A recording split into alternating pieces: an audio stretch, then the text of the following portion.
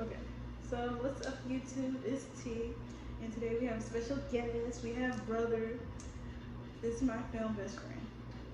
So, My name is Darius. I also have a YouTube channel on YouTube. You might know me as the Riptide. I haven't uploaded in a while, but now I'm here. Now I'm here on my butt, my butt. And today we saw the film that has got a lot of the internet talking. It currently broke Thursday box office records, and currently is doing very well. It's received universal acclaim across the board. We are talking about Joker. so this movie has been both critically acclaimed for what it does achieve, but also has the controversy of sparking violence. We're gonna get to that in a little bit, but Let's start off with like basically the storyline, the background. Spoilers for if you haven't seen this movie revolves around failing stand-up comedian Arthur Fleck. He's beat down, disregarded by society, has to take care of his ailing mother. He wears two masks. One he has to wear for work, and the other he tries to smile and put on a happy face for the daily routine for life. As the movie progresses, Joe starts to lose Arthur starts to lose more and more of his sanity until, by the very end, and that's not really any spoilers, he becomes the clown prince of crime that we all know and love. Going into this movie, the very first time, I had every reason to be skeptical. This was going to be a new take on the clown prince of crime, and Joaquin Phoenix. Despite seeing him in a couple of movies, he hasn't really been like on my radar up until now. Then again, a lot of actors haven't really made it big unless they star in some big superhero movie. And if you're talking MCU, then you probably know what I'm talking about. I had every reason to be skeptical, and I had every reason not to be skeptical because, well, last time we got a Joker movie, well, I wouldn't say Joker movie because Joker was barely even in Suicide Squad, anyways. Oh no, and I still don't know how to do Jared Leto. Do you? Oh no. The reason I don't really rate that Joker or talk about that Joker, we only get like 5 to 10 minutes, so it's kind of hard to say whether he did his job or not. Versus like if he was like voicing in a game, we have like 2 or 3 hours of gameplay, or we can do like play as him. We will be able to see and rate his like character job. So we wouldn't really give Jared Leto a rating because he was in so very little of the movie, and whatever scenes he did have were completely cut out. We can at least say that he tried. Now Joaquin, he actually had potential. I was excited. I was excited about it. Tiana was definitely. Oh, we've been waiting a year for this. She was definitely intrigued. I believe she even also has some stories on Wattpad surrounding the Joker and Harley Quinn. That's about some. A few, but it wasn't. It doesn't. Well, like when I write, it doesn't strictly focus on them. But for this review, we're gonna talk about Jacqueline, like for the most part. So he's. So let's just get. So before we get any further, let's just get down to the nitty gritty and on what we thought about this movie.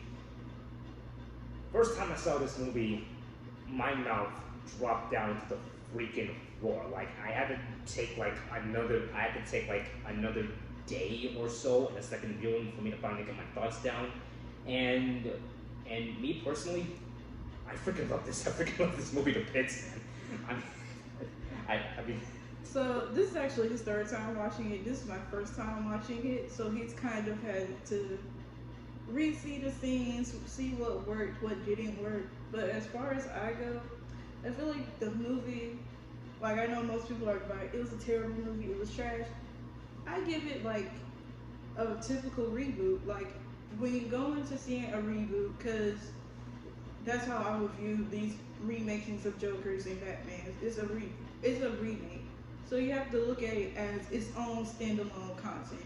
And when you do take away like our usual neon green, purple suit wearing, laughing dynamically Joker away, and you actually view this, you have to take into consideration, it's not typical Joker. You have to keep in mind that every I wouldn't say every comic book movie, but you can say comic book movies around different characters have different interpretations. So you kind of have to go in expecting something different.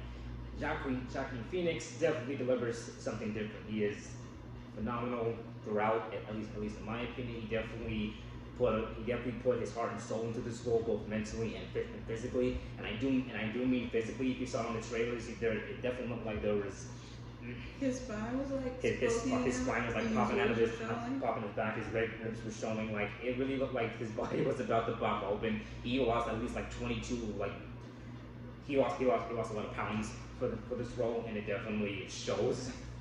I feel like what people have an issue with is because it's not the usual like Joker.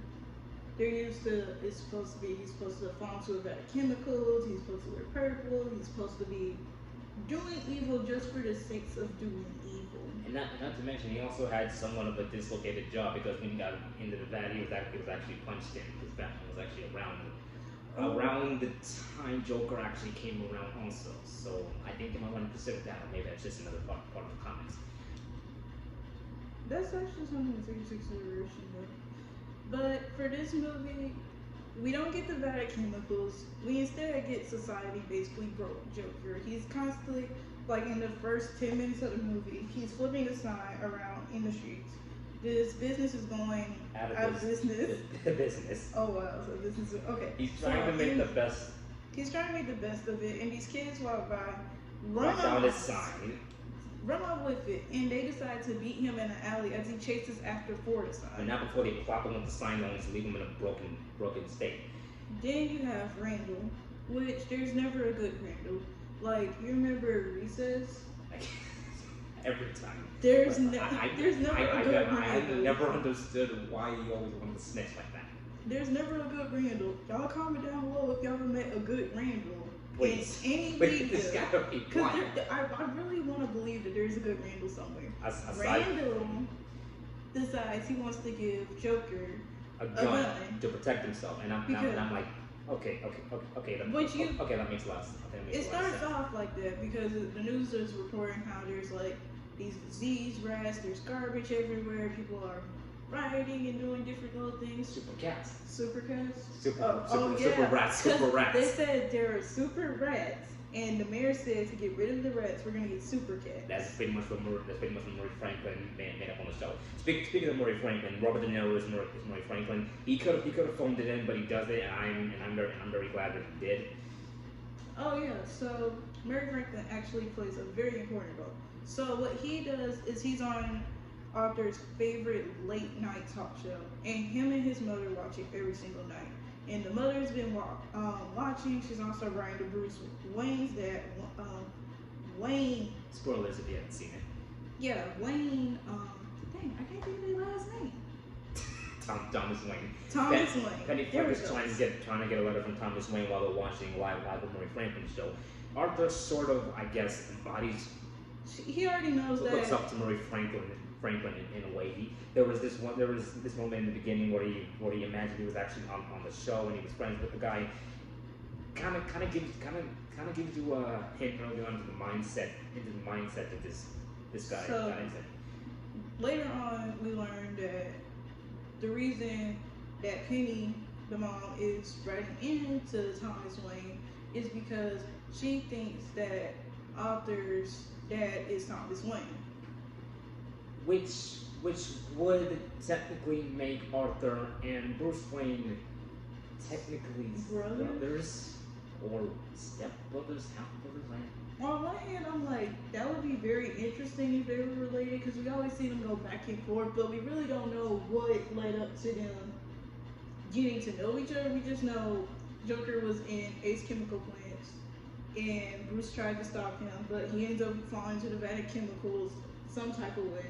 Not to mention that was actually a rumor before the movie even came out that Arthur and Bruce were going to be related in some way. Some people didn't necessarily take that well. I didn't know what to think of it either. But luckily, that wasn't really the case. It's a minor thing that doesn't really like make or break the movie. Like it's not really that important. Speaking of making or break the movie, Gotham City, like for an actual environment that looks like a little shithole, my English, Gotham City still looks beautiful as ever. I mean the contrast, the color palette, the visuals, like all the textures. For 1981, it still looks beautiful. It still looks very beautiful despite being covered in garbage. It was actually pretty amazing to see like the architecture of the buildings versus like the lower class versus the higher class. Like Joker goes so far as to find out where Thomas Wayne is, tries to talk to him at his house, and accidentally runs into Bruce and Alfred. Alfred comes into play. Alfred is actually used. So Alfred protects Bruce because he thinks that Joker's gonna do something to him, like. But Joker actually does something to him. He literally grabs him from the steel gates and he starts choking him out. But Bruce is the reason why he stops and then he just immediately runs off. So I guess you could say that's kind of a scene that's kind of forced, that's kind of useless. Some people have also been complaining that adding the Waynes into this story. No, not gonna get any more spoilers yet. Some people would say that adding the Wayne in this movie kind of made scenes with them feel a little forced and sort of predictable. But that's another thing I want to mention. The film, the storyline, I guess you can kind of say from a premise perspective it's predictable, because how many times have you seen a movie where someone like him is like down to his luck and the world's beating him down and he gets back up and then he starts doing something crazy? I mean, King of Comedy and Taxi Driver did that. That's what this movie's pretty much based off of. The thing about the movie that I feel like people also have been holding back is like, it's violent, it's gory, it's not good because it's showing too much violence. It's an R-rated movie. And not to mention, have any of you realized that the Joker has always been somewhat of a toxic character, and not to mention someone who doesn't really have like a moral compass as to why and how he does a certain something? He's always crossed the fine line between being someone we love to hate and someone we hate to love. But not to mention the mystery behind where he came from is also why we sort of fascinate him towards so much. You know what I thought about? Like the line, like for it to be a kid show or kid entity, it's a line of like how much violence you can show, how far you can take things. And Joker always manages to like teeter and totter between that line, like every few flipping seconds. Like he doesn't care that, oh, I'm not supposed to do this. That's nice. Anyways, like that's basically Joker. Like for example, spoilers again. In the movie, he beats the mess out of Randall. Randall really got it, and with a pair of scissors, no less. Like in the neck, in the eye, and then he just slams it by the door like boom, boom, boom, boom, boom. Like multiple times. And now you could say that's uncalled for, but then again he was the one who brought him the gun and got him fired. Technically speaking, he was at this attending a hospital with a bunch of kids who had cancer, I believe, and like the gun drops out of his pocket. He barely gets it up in time and he gets fired. And another thing is, like, he's the only one making money because the mother is too old to work. She is an elderly woman who can barely walk. Clearly, he needs this job. Clearly, he needs the money to get there. His other friend who came by, he was a little person, and he was like, you can go, like, you were the only one who was ever nice to me. And as he tries to leave, he realizes, like, the door has, like, one of those throwback locks, like, it's a lock, and then it's a chain connected to the lock. So he couldn't reach it, and Joker was like, "It's no problem. Like, don't worry about it." A lot of people, like the viewers I've seen, a lot of people were kind of laughing at the scene because of come on to mention. How many movies have we seen in which something with a midget happens and people laughing in theaters? Speaking of laughing, this film actually is kind of funny in a way, and I don't count Arthur's comedy routine because it's sort of cringy. He has a failed stand-up comedian gimmick. That's kind of the point. It's kind of supposed to be cringy, but the film is also sort of funny in a way. Like I really couldn't tell at first if it was just intentional or unintentional, but it actually was kind of funny, and it does run with it, as well as the plot itself, because there are certain beats you would normally get in a movie in which you feel like you know what's going to go, right? So like there are certain beats in this particular movie where you're like, oh, so it's probably gonna go that well, but then it's like, nope, it goes in a completely different direction. And not only does it get you, it's actually a bit of a twist that actually kind of makes sense, and the movie goes along with it for the rest of the way. So not only is it kind of unpredictable, it keeps going in that direction. Like, it's never one known. There's no chickening out. Todd Phillips' direction was pretty astounding. There was a lot that was explained that what drove Joker to who he is. First off, he was going to therapy. He was on 7 different medications, and that they, laugh. and they also cut the medication. They cut funding for the therapy and medication And Social Security. Exactly. So on top of that, on top of the disability that he has of laughing, uncontrollable laughter, which is actually a condition in real life. Exactly, which was very interesting to me. You also have Murray Franklin. He makes fun of Joker and then goes on to invite Joker onto the show, just to make fun of Joker even more. But not before we get a rather interesting, rather disturbing scene where he's dancing down the steps. I can only assume he's dancing down further in the mansion before he's chased by the cops who wanted to ask him questions earlier. There's this huge chase that happens onto a subway train with all of these cosplayers and all these people who were looking up to the Joker following the murder of 3 pervs. Like, they were on the subway trying to like hoot and holler at this lady, throwing French fries at her, and they decide Joker ends up laughing, which gives the lady a void to escape. And they're like, "Oh, what's so funny?" and start beating up on him. And Joker pulls out the gun, and he's been practicing. Gets all 3 of them. 10 bullets total. He then runs to the bathroom, and then I think some people consider this the best scene in the movie. There's this chilling, haunting, rather unsettling score in the background as he slowly just like dances, like slow dances his way to the mirror and like moves his body along with the score. It's like, ugh. There's also the scene like towards the ending where Murray, he decided that he was gonna take a crack at Joker because Joker fessed up to killing the 3 guys. And he was like, "That's not funny, you're insane," and stuff like that. And Joker was like, "Well, look at what you do. You brought me onto your show after just literally a few days ago you were making fun of my act." And he's like everybody's awful nowadays. Why is everybody so sensitive? If it was me down in the middle of the street, you'd walk right over me. Literally. And that right there is, I wouldn't say it's the message of the movie, but I think it's the point it's trying to make, because it's always a little bit something in Joker's mentality. Because I mean, look at the society we live in. It is literal shit. Like, for Joker to be running around doing all the things that he was doing, that people target him as, "Well, you did this, that makes you a bad person." Joker's like, "Well, look at what you did to lead me up to this." Like, the kid's beating him up in the street, breaking the board. He tries to report it to his boss. His boss is like, "That's a lie, give the board back." His mom lied to him and saying that Thomas Wayne is his father and he's not. And that she went to the asylum. And not to mention that she wasn't even his real mother in the first place. She adopted him, and then she got beat by her boyfriend, and then Arthur got tied to a radiator with brain damage to his head. It's very like, it's a number of things that went into Joker going insane, to where you don't need the vat of chemicals. And even that, even when you stop sympathizing with Arthur halfway through, you still understand like the reason why he's the way it is. I mean, I guess it would have helped if the dialogue wasn't so simplistic, though.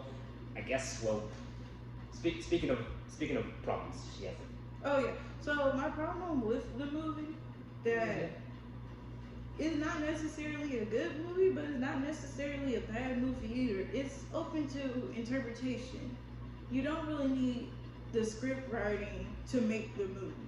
It plays a big part in it, because I mean, if you don't have a script, you don't have a movie. But the way Joker plays it, the mannerisms, his actions, is what he does without the script that makes it more understandable for what he's doing.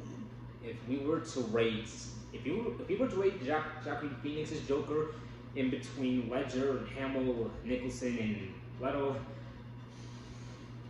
it's kind of hard to say because we all know Leonard is the iconic live action Joker, and Mark Hamill is the iconic animation Joker and the Joker in the Arkham games. So it's kind of a rough spot to beat. But on a scale of 1 to 10, I'm gonna have to put Joaquin close to Hamill and close to Ledger because the stuff that he had to sacrifice for this role, it's very ballsy, and that's what this movie is in general. It's very ballsy. It's going to get you. It's not gonna hold your. It's not. It holds no punches back, and I feel like that's what people are upset about. More like it stabs you in the heart and punches you in the gut. It's not going. It might make you laugh a couple of times, but it's not gonna excite you. It's not gonna comfort you, and it damn sure isn't gonna hold your hand. Like the use of Joker's like laughs that we really haven't really touched upon. It kind of what makes each Joker, no matter the actor, stand out just a little bit more. We all know the iconic Mark Hamill laugh and the Heath Ledger laugh, and I forgot, did Jared Leto laugh? Jared Leto did have a laugh. It's not as iconic, but the laugh I don't remember was Nicholson's. Like everybody's laugh is different, and that's what makes their Joker on their own. Not just their laugh, just not their laugh. Like the Jokers they portray in film, like in general. That's what makes them each iconic in their own way. Again, I'm not saying Leto's iconic. We don't know how to rate that yet, but they're all good for different reasons, and they all could be bad in somebody's eyes for different reasons. Again, it all comes down to interpretation, how you view them. Again, I'm gonna have to put Phoenix up close to Ledger and Hamill. It's to me, it's kind of close. So we're gonna finish up this video. So on a scale of 1 to 5 stars. Final score.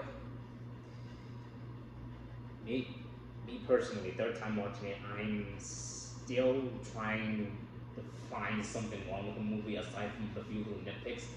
Nothing really breaks the movie for me. I already did like a full length review on MeWe, and I also posted a review on Instagram and Facebook. Look me up on Instagram as The Riptide. Me personally, I give this film a perfect 10 out of 10. It's like the third or fourth 10 out of 10 I've given up this year. As far as the Joker goes, I don't know whether to consider it a masterpiece or even a miracle, because the freaking R rating and the fact that they were able to make a movie of this magnitude look different compared to the stuff that we've seen. But alright, so for my scoring, I give it a solid 4.5. The only thing that was holding it back is like the shock of it. Like the violence doesn't make it bad. The Joker himself isn't bad. It's just as an entity getting away from the vat chemicals. It's kind of hard to get away from because that's what we're constantly seeing. But I feel like it's a good movie to go see and come up with your own interpretation of. It's also a bit of like a message to somebody who's on the verge of something like this and who are extremely close to becoming somewhat of a Joker in our society. Because anybody can become like Joker in this movie. Anybody can go through a lifetime of troubled BS and end up like him after just one bad day. It also lives up to the message of what he's behind. Like it's a pretty good movie. To me, it was an excellent movie. So we're gonna wrap up this review. I hope you enjoyed, and I'm Tiana. The Riptide. And we will see you in our next video.